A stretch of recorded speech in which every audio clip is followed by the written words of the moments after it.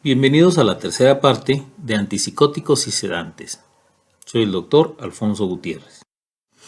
Una característica común de los antipsicóticos es el bloqueo de los receptores D2.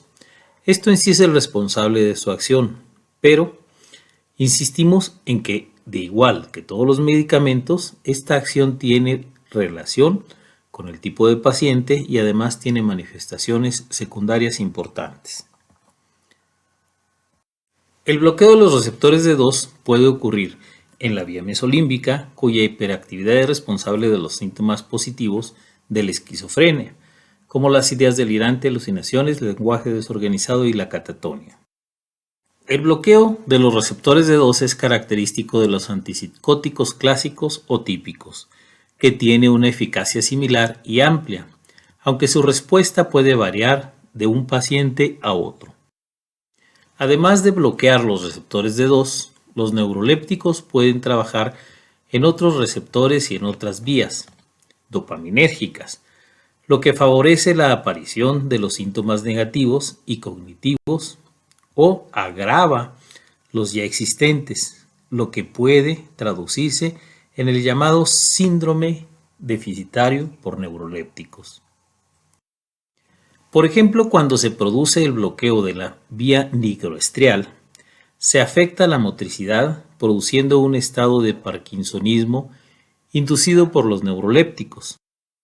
Cuando el bloqueo de la vía nigroestrial es sostenido, puede producir un aumento de los receptores o de su eficacia, con lo que aparece la disinesia tardía. Este estado afecta principalmente la musculatura facial y lingual, en donde aparecen muecas, masticación, protrusión lingual y pueden involucrar las extremidades, presentando movimientos tipo coreicos. Generalmente este efecto secundario desaparece al retirar el tratamiento, pero en pocos casos puede quedar, inclusive después de retirar el mismo. Otra vía importante que puede también ser bloqueada es la tuberinfundibular, que actúa sobre la producción y secreción de prolactina, que puede en algunos pacientes desencadenar galactorrea, tanto en hombres como en mujeres, aumento de peso y disfunción sexual. Sin embargo, cuando se interrumpe el tratamiento podemos observar que los síntomas irán regresando en la mayoría de los pacientes, aproximadamente 10% de ellos cada mes, por lo que al final del primer semestre el 50% de los pacientes sufre una recaída. Generalmente quien retira el tratamiento no es el tratante, sino el paciente por la molestia de los eventos secundarios, lo cual ocurre, como ya dijimos, al usar neurolépticos. Los efectos secundarios se deben al bloqueo de otros receptores. Por ejemplo, el bloqueo de los receptores muscarínicos causaría embotamiento, resequedad, visión borrosa, estreñimiento y tenesmo urinario. Sin embargo, los efectos muscarínicos son inversamente proporcionales al síndrome extrapiramidal, lo que se debe a la interacción colinérgica de la vía nigroestrial.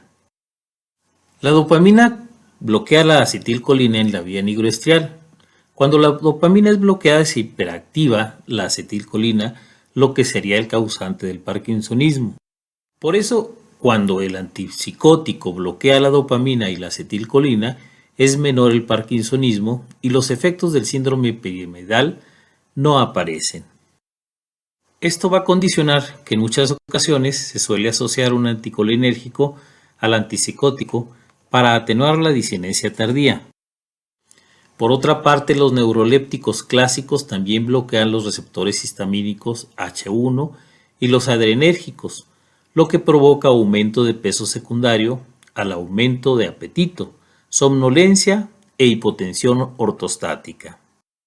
Y aunque no todos bloquean de igual manera los receptores no dopaminérgicos, sí tienen la misma actividad antipsicótica, con variación solo en su potencia.